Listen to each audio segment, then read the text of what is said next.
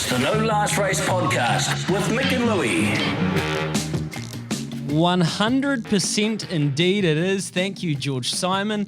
What was that? A name for the podcast, No Last Race, Mick, Louie, Mick Guerin, Louie Herman Watt. Welcome, Mick. How did that sound? I love it, brother. It's good to have George as part of the Boys Get Paid family. Big hi to everybody having a listen or a watch. I hope you've had a good Thursday, and disappointed he didn't call you Hyphen. I was hoping my Hyphen nickname for you would take off. Yeah, well, you're right, because it kind of has. Last time we left the podcast, we were talking about what should we call it. We were asking for name suggestions, and don't worry, the Boys Get Paid community, as always, very firmly on the case. Anything any good? Punts-pints.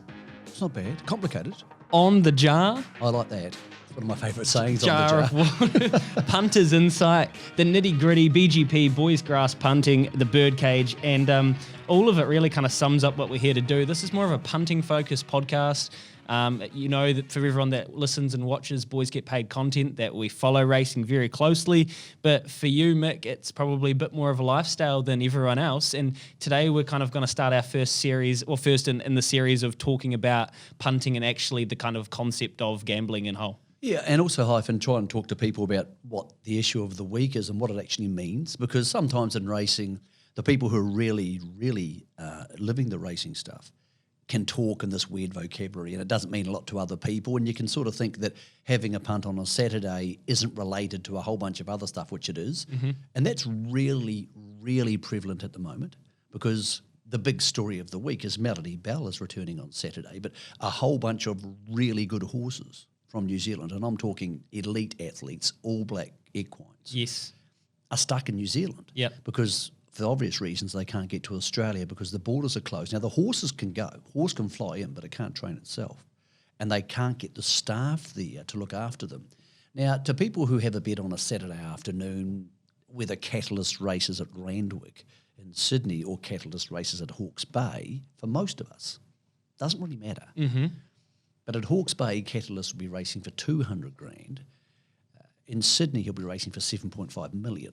So it really matters. And you're talking of New Zealanders, only probably Chris Wood, Stephen Adams, and probably Scott Dixon even compete for that sort of money. So for a whole bunch of people who are listening or involved in New Zealand racing, the horses at the moment, it's really crucial, because Melbourne Cup's obviously in Victoria. Yep. Where the borders are absolutely shut, and you would struggle to send anybody there with a horse or even get them in. So they've had to apply to the Australian government to get all the staff in. And you might say, well, does it really matter? Couldn't you send the horse to somebody else? Well, that's a little bit like saying, well, does it really matter if Bowden Barrett goes and plays for the Waratahs? Does that affect his All Black chances? Once you give your player or horse to somebody else, there's a good chance you might not get them back. The implications are wild. Well, they are. And the other thing is, if I'm a trainer, say I'm Jamie Richards, easy one to use, Melody Bell is racing this week on Saturday at Rose Hill. I want to see her. I want to see her, see how she looks, how her coat looks, whether she looks a happy horse, whether she's a touch fat, whether she's not. Now, he can't do that. So he's doing it by FaceTime, trying to train a racehorse, and probably will start in a couple of weeks too.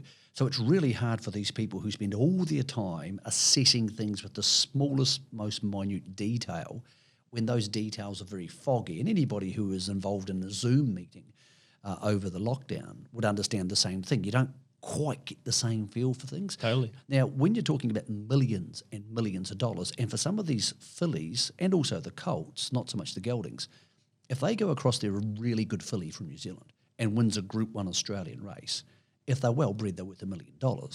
So with a colt, if Cool as a Beal, who won the Karaka Million, turned up in Australia this spring, which he won't, but if he did turn up at some stage and won the Caulfield Guineas, he's worth $15 million. Yeah.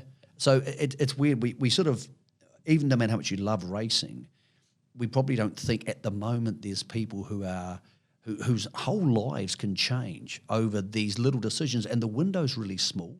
The Spring Carnival sort of lasts from the middle of August to Melbourne Cup time, middle of November, and you might only get 4 races. Yeah. And the autumn carnival is more or less the same. So for some of these people involved in racing, people who you have to see at the races and they're racing for $10,000 this weekend, these massive, massive moments in their lives have been taken out of their control, which I suppose is the story of COVID worldwide. But we're talking about racing specifically, and that's really crucial for them because sometimes the horse only gets 1 or 2 shots at this. So a really interesting time. A horse like the Bostonian, for Tony Pike, for example, he races in Sydney in 2 weeks. Now, Tony can't go with the horse, so he has to send the horse to another trainer. If he wins a lead-up race, he might get a start on the Everest, which is worth 14 million Aussie dollars. And hyphen, that's not mucking around. That's proper cash. No. That's the stakes.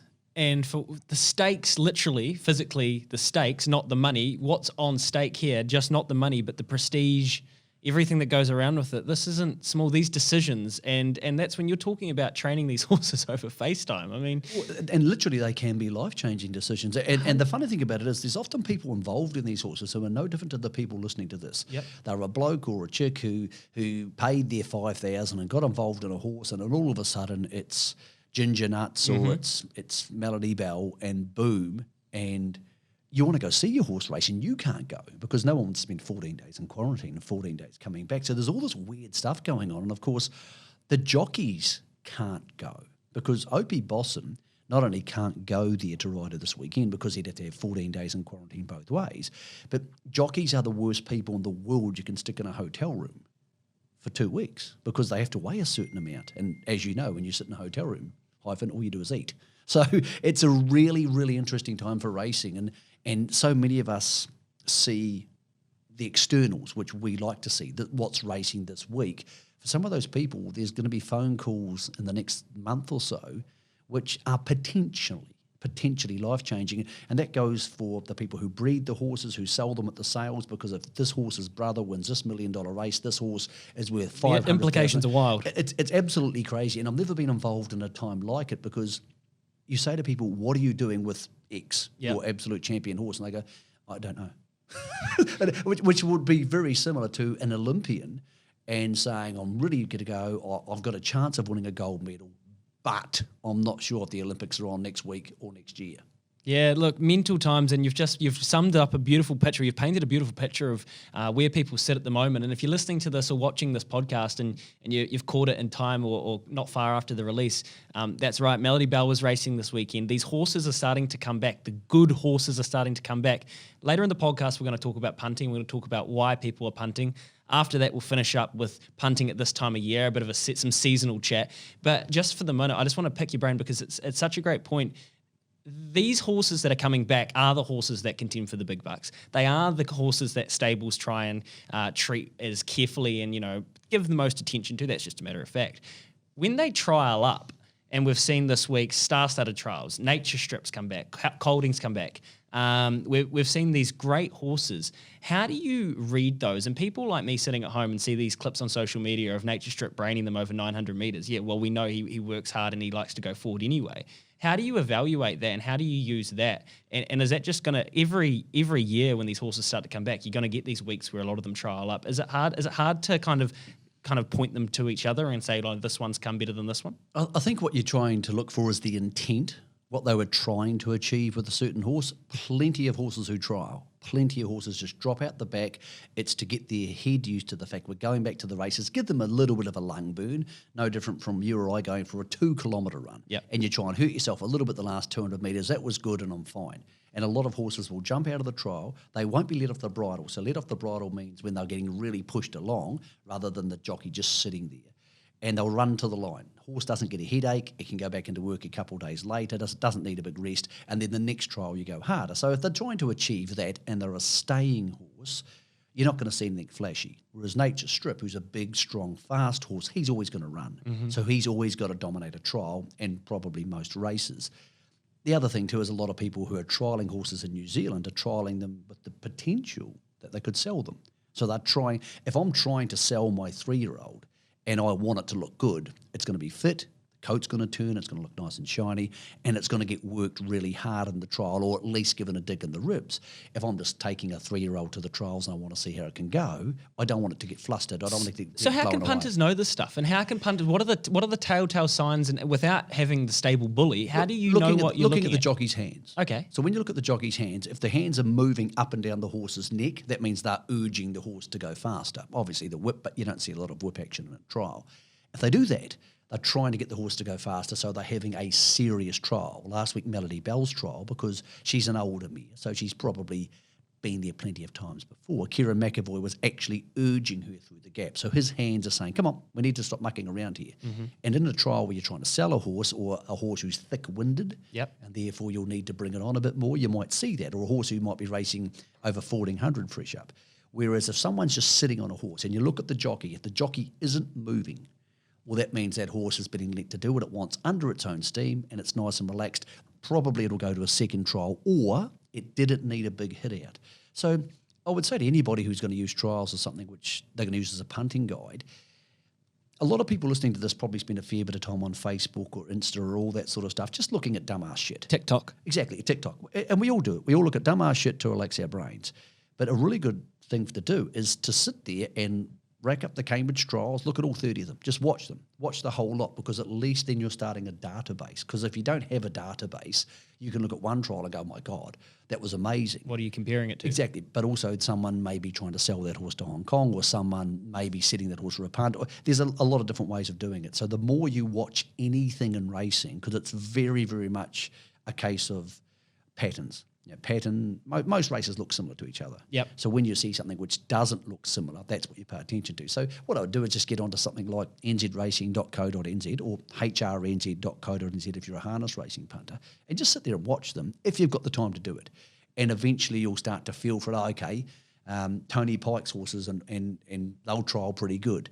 Andrew Forsman, Murray Baker's horses probably won't trial that good the first time. You'll pretty quickly get a handle for that sort of stuff and what it all means. But it does take a little bit of doing. But during that exercise, you might find a horse to back as well. Well, there you go. All right, so good horses coming back. We know that racing this weekend really starts to ramp up, the Missile Stakes, and then as we head through towards the end of August, obviously the Winx Stakes to come too. And back here in New Zealand, the Foxbridge Plate, and then not soon after, we go down to Hastings and we go to the Hawke's Bay. So that's really cool. So that's what's happening at the moment. It's the No Last Race podcast with Mick and Louie.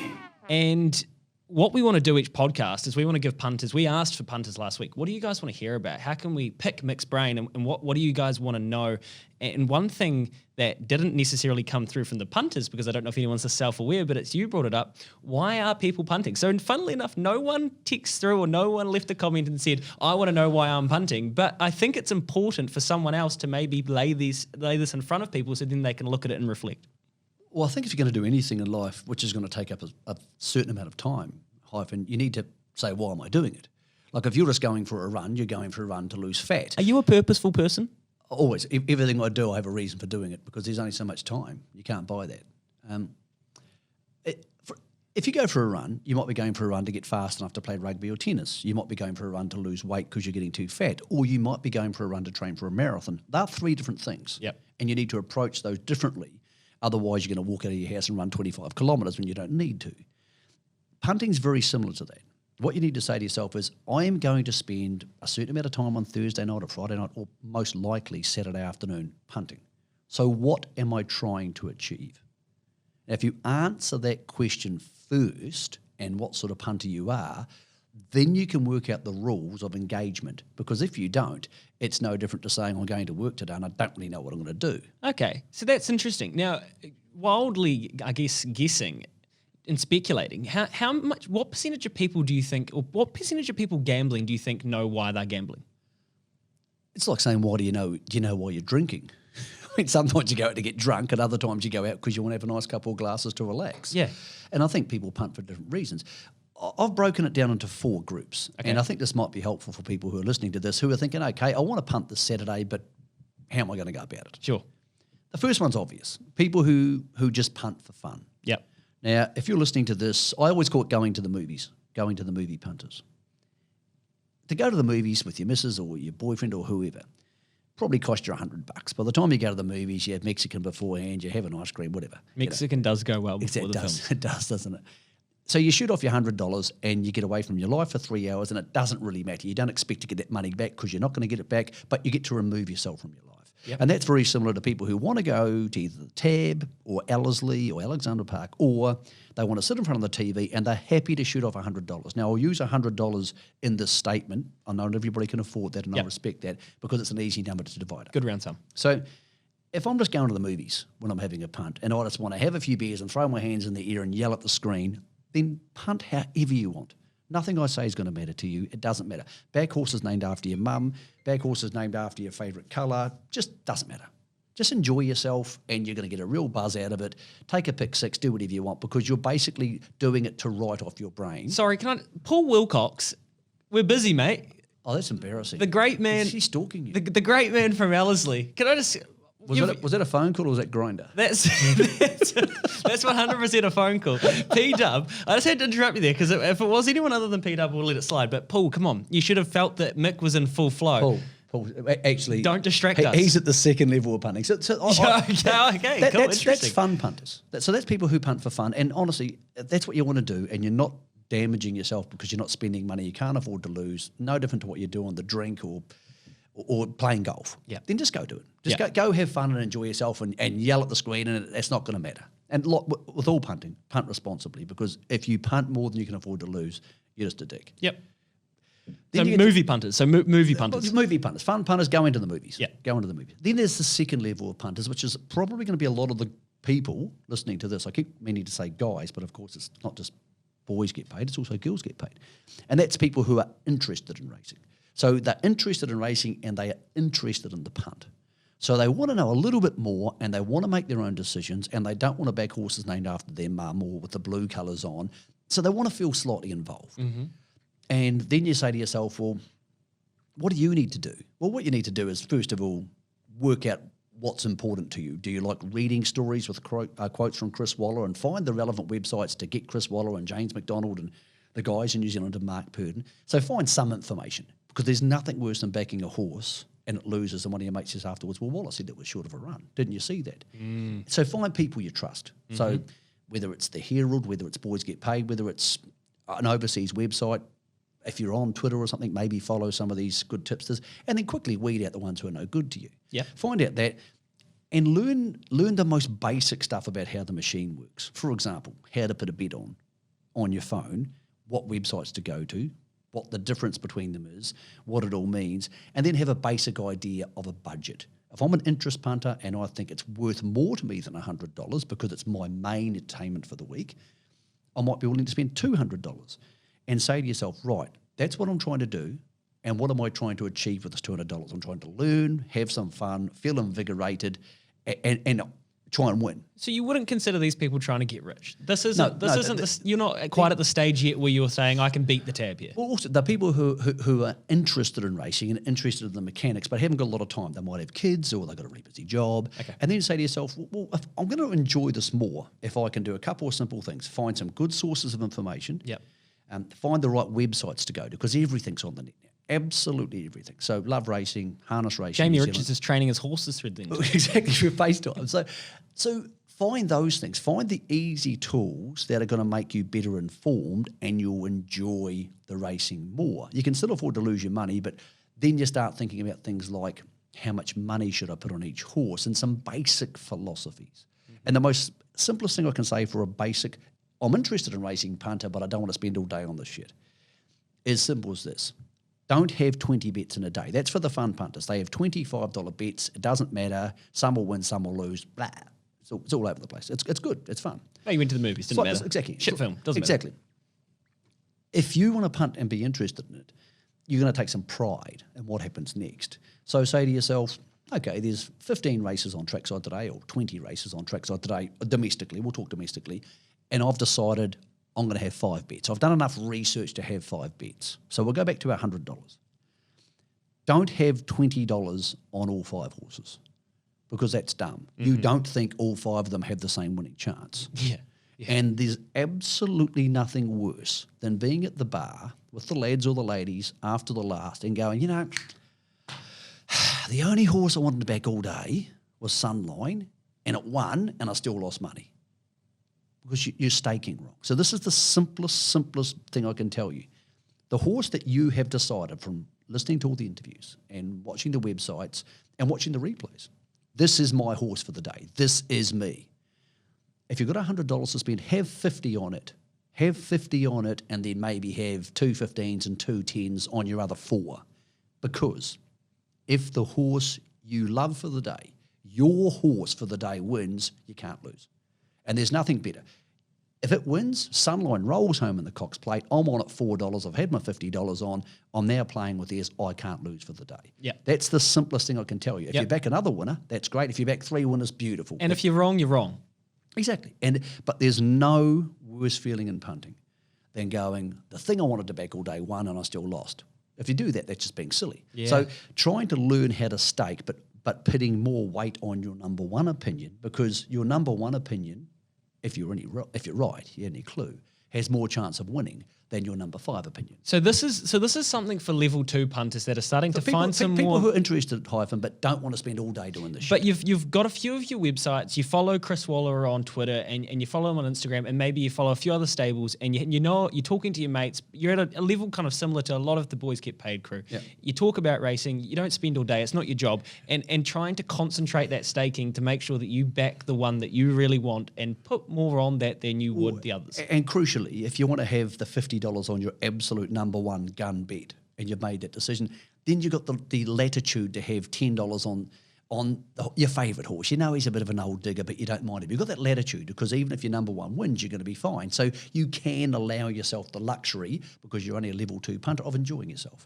with the punt, or having a silly multi or having a pick 6. We're not saying you have to be as disciplined as Bowden Barrett when he's prepping for a preseason and he's running his Broncos down at Shore Road Park. We're not saying you have to be completely screwed in. You're a level. It's just a simple rule. It's just really simple. Like if you're trying to achieve something, which is, it'll also, if you realise you're having a $50 bet, and if that's a stretch for you, because usually you have $10 bets, you'll try harder and you'll pay more attention and you're more likely to make a good decision. So that's level 2 punting. Okay. That's level 2. Pay a little bit more attention, find information sources you're comfortable with, come up with your own philosophies and say, yeah, I think on wet tracks, I want to be on the horses coming down the outside, or by wet track stallions.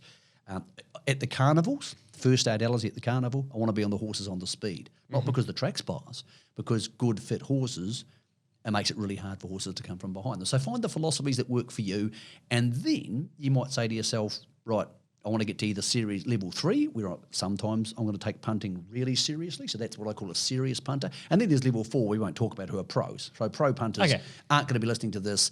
A lot of them use algorithms. A lot of them do it for a job. So pro punters aren't going to be listening to this stuff. The next level is at level 3. And then you say to yourself, well, how's that different from level 2? And if we were doing a heat map, I would suggest that a lot of this would be level 2 moving into level 3. And I'd suggest we would have a good portion of people and Boys Get Paid that are making a decent whack and are trying really hard. So what would you, like, what are the key kind of characteristics of a level 3 punter, do you think? The key things you need to get good at is, first of all, learning the machinery. There's no point being a race car driver and not knowing how a car works.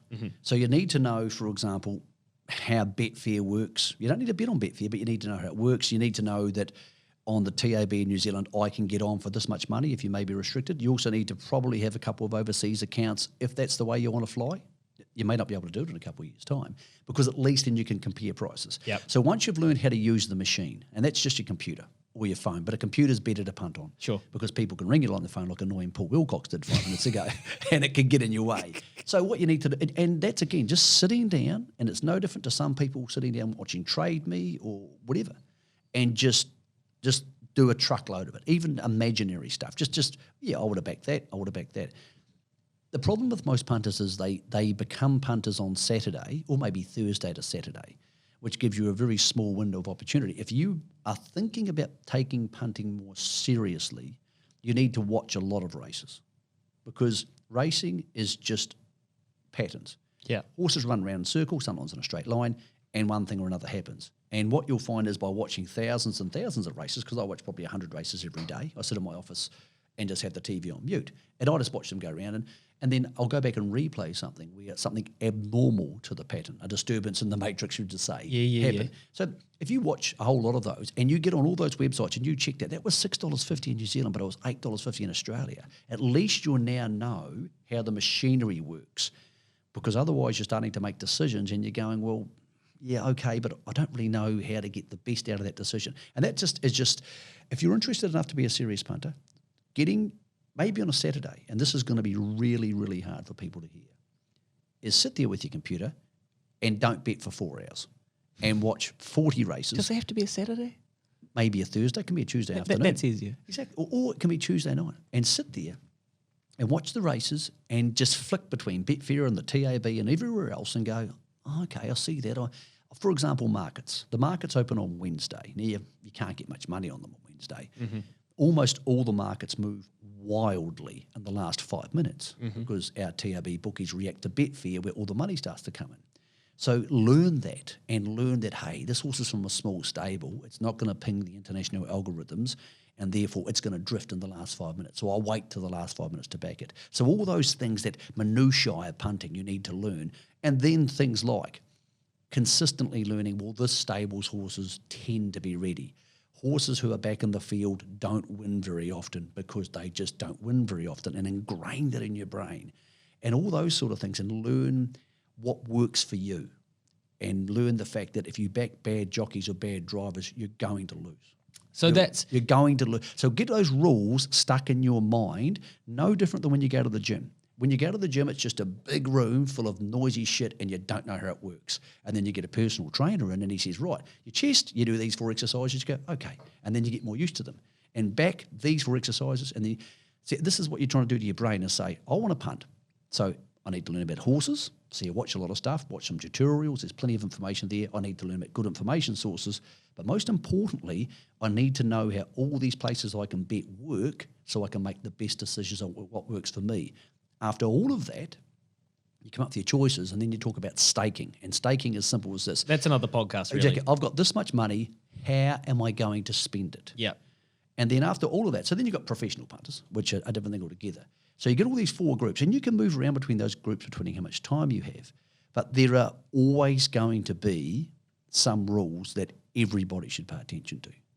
And they're just absolute set in Universal. stone. Universal. And there's one universal rule of punting and one universal rule of going to the races.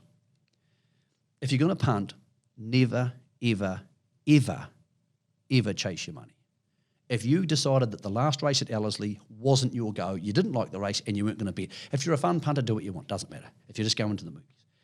But if you're 2 and 3, the 4s know this. If you're at level 2 and 3 and you decided you were having 5 bets today at Ellerslie, and all 5 of them lose, and you've skinned yourself out of 200.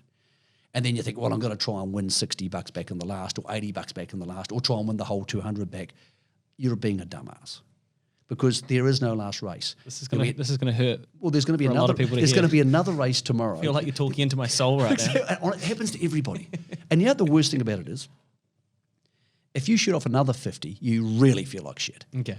Or if you shoot off another 100. Look, you're not telling me anything new. But if you say to yourself, right, I did my 200, I'm a big boy, poke your chest out, you've still got 100 in your kick, go out and have a couple of beers. I've got the greatest story ever for you about not chasing your money. A mate of mine had a massive Cox plate about 5 years ago. He shot off 50.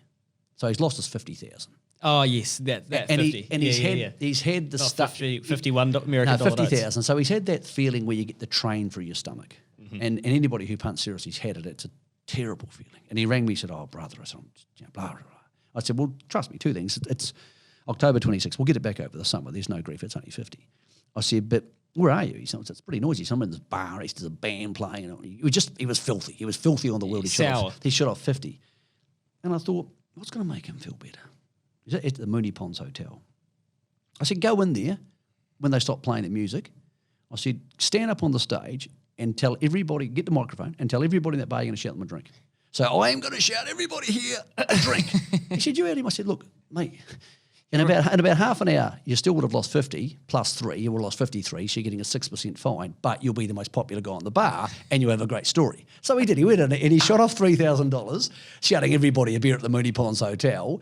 And some people took advantage and some people didn't. I'm sure some people had 2 beers. But you're better off doing that than chasing your money, because at least he had a great story. At least he thought to himself, right, I've got something out of this, and he was the coolest guy on the bar, so he shot off his extra 3,000. Because if you're chasing your money, if it wasn't a good idea to have a bet in the last race at Ellerslie when you got out of bed this morning, and unless some new information's come to hand, unless Opie Bosson come and tap you on the shoulder and say, I'll win this spot cricket pitch, then you can change your mind. Yeah. But you just having a bet because you have lost your money. Because you're salty. Exactly, is just being an idiot. And that, in that case, you're always going to lose your money. So that's the absolute golden rule of punting, and the one up golden rule of races, and this is going to hurt some people. Under no circumstances, ever should you wear wraparound sunglasses to the races. That's just a disgrace. No dirty dogs. Disgraceful. No and dirty dogs. if your friends let you go to the races wearing wraparound sunglasses. I don't know what's more of a crime, wraparound sunglasses or chasing your money. I don't know. If I don't know your what's friends worse. let you do that, they're not your friends. They're just people who hate you less than other people. There is no greater sin than wearing a nice suit to the races and wearing wraparound sunglasses, unless you intend competing in a triathlon later that day after the races, which you probably don't. Bevan Doherty goes to the races wearing his 2004 Seriously, it's wraparound. It's the ultimate sin. You don't deserve to win money if you're wearing wraparound sunglasses. Okay. And I tell you what right. should happen. If you're in a car... You should shout everyone at the bar $3,000 worth of piss. If you're in a car with someone going to the races and they're wearing wraparound sunglasses... Throw them out the window. You should throw them out the window. Throw them out the Or window. give them the option to put them in the glove box. Don't. Throw them. They don't deserve it. No, I agree. If they put them on, okay, all right, okay. Because okay. that's the most absolute Okay. important rule Because in I racing. completely agree with you. We could do 10 minutes of this. All right, so 4 levels of punters. I want everybody that's listened to this to just have a gentle thing. You don't have to share it. What are you? You're probably not the 4th because you wouldn't be listening to this. I suspect a lot of us will be the 2 merging into the 3. And what you can do better, you've heard Mick there. Go back, rewatch this. Watch this a couple of times. Pick up some of those things that you could do. Learn how Betfair works. Watch races. Watch 4 hours of races and don't have a punt. Watch the patterns. And learn how the markets react to things, because if you back horses at $7 instead of $5, you're going to make a lot more money. So, and then if you've got any questions around that, about the actual minutiae of those situations, then ask them, because I don't know them all. We can find out because we've got plenty of friends who do know and how these things affect. But you can't expect to win money if you're doing this one day a week and just touching the surface. Because if you want to get involved, and if you're going to spend $200 or $300, which is probably close to a lot of people pay for rent or mortgage for a lot of people, if you want to spend that, then you should take it seriously, and you'll enjoy it more if you take it seriously at a 2 or 3 level. Completely because agree. you'll get the satisfaction of winning rather than saying, I backed the horse named after my ex-girlfriend and it won, doesn't that feel cool? Both are fun, but the first thing's more satisfying. Probably would be quite conflicting if your ex-girlfriend's horse won or a horse named after your ex-girlfriend won. No last race. Look, there you go. I want you to go and figure out what you were. Before we fade the music up and get out, quickly, because we said we were going to do it, and I think we should do it. Seasonal, you don't have to go super in detail on this, but a lot of good horses, as we referenced, are coming back this weekend. It is winter starting to feel a little bit more spring. It's starting to get a bit warmer, but these tracks are still heavy, a lot of them really soft, and I know that a lot of people stay away from winter punting, but now there's some good horses coming back, and you really want to back Melody Bell. What do you have to do? Especially when you've had lockdown, you want to punt because there was no racing for 2 months. Yep. It's a really tricky time to bet, and you've got to make your decisions later. Don't bet early. For example, Tarapa's on this Saturday, if you're listening to this Thursday or Friday. Tarapa's on Saturday, and the track's sort of like a slow at the moment. Yeah. Slow 6, slow 7. Totally different thing to heavy. Totally different type of betting. But you need to, again, get on the websites, muck around with all the horses form down below. How does it go, slow or heavy? But don't bet early. Do not bet early. And by don't bet early, you mean only bet Thursday or Friday. Don't be jumping into the fixed odds. So bet on the day and Bet on the day, but try and watch, first of all.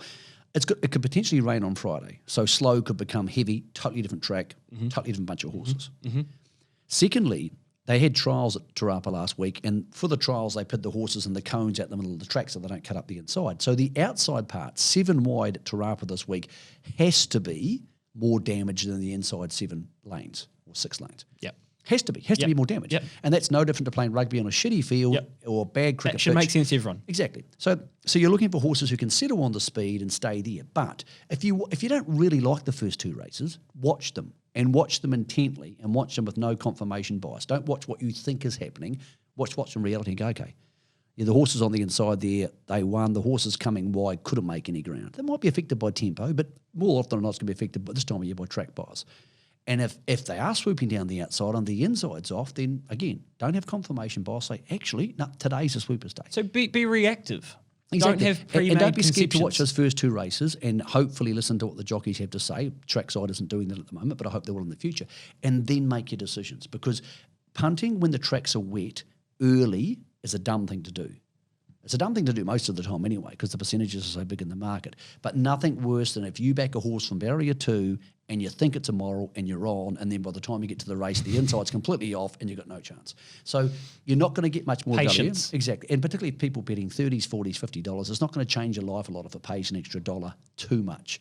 Wait, and take that information on board. So that's what their lesson for this weekend coming up at Te Rapa. I would love to give you a horse to back, Hyphen, but the bottom line is I don't know how that track's going to play, and I'd just be bullshitting people. Well, you can tell me this as we wind this up. Is Melody Bell at about $1.70 you can get for a place? Is that looking yum? I hope she can win, but she's an older mare. I'm not going to back her. I think it's a really, really tricky race. Even for a place, you'll stay away? Well, she can't lead. So if you can't lead on a horse, then she has to start running past horses to beat them. And she may well do it. She's the best horse in the race along with Colding, but it's no guarantee she'll do that.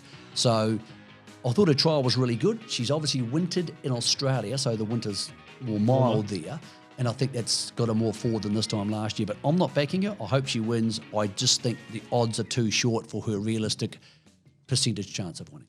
This is a real life piece of discipline here we've just seen from Mick. And I don't think I'll have a bet this weekend. Yeah, you won't have a bet this weekend at all. Probably not. I'm going to Alexander Park tonight. It's Thursday when we're doing this. I'm going to have a couple of bets tonight. But look, I'll be happy to watch I'll be happy to watch 40 races on Saturday. I'm actually playing rugby on Saturday as well, but I'll be happy to watch 40 races and not have a bet, because you know what? That's a free education. Yep, fair enough. They beam it into your house and it's free. And it's a free education. Hey, thanks everyone for listening. Sorry, my music burnt a bit early there, but we're going to reload it. We're going to get out. Remember, if you want to be in touch, get in touch with us. This is the No Last Race podcast, and there is always another race. And friends, don't let friends wear wraparound sunglasses. Be in touch. We'll be back. Thank you, Michael. Thank you, Hyphen. It was fun. Thank you, Toby, in the corner. Thank you, Appreciate Toby. it. See you guys.